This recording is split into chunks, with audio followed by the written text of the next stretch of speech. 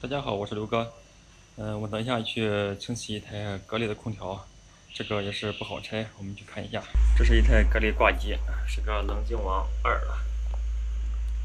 这个两边呢，它都有两个侧盖儿，这边也是。我们先把那个外机冲洗一下。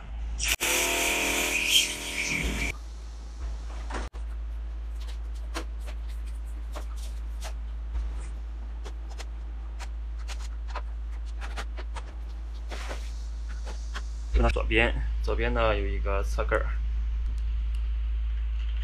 右边呢也有一个，这儿有颗螺丝。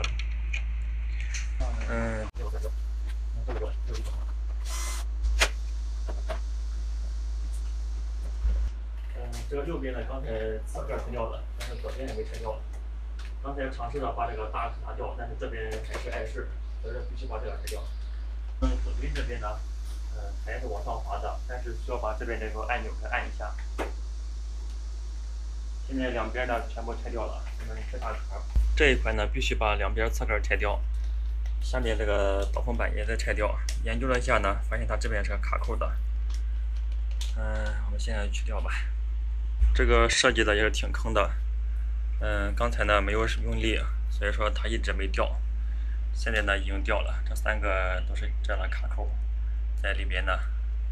现在呢所有障碍全部拆掉了，我们把外壳拿掉。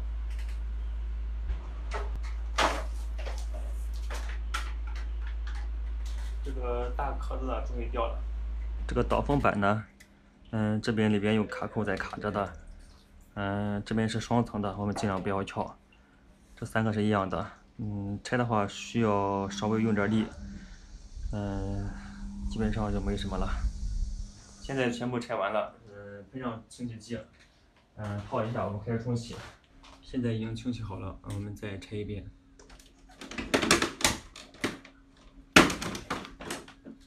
它主要难拆呢，就是这两边两个侧盖，还有就是这个导风板位置。我们现在再示范一遍。这边呢有一颗螺丝，我们给它拆掉。拆掉之后呢，这有个卡孔，往下按，往里面摁，摁完之后呢，我们往上滑，这个侧盖就可以拿掉了。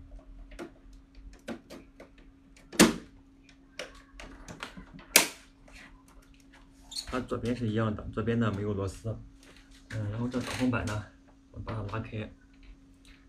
然后这边呢有3个那个连接位置，它里边是卡扣的，我们需要把它拉掉，看到没有？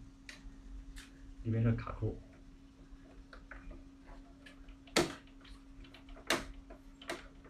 把侧边呢还有这边拆掉之后呢，这个外壳呢就可以拿掉了，跟其他的电器是一样的。我们做家电清洗呢，经常能遇到设计的比较独特的电器，一时半会儿呢我们也不知道怎么拆。这个呢我也是第一次拆，所以说拆的时候耽误的时间比较长。好了，本期新闻到此结束，感谢大家关注。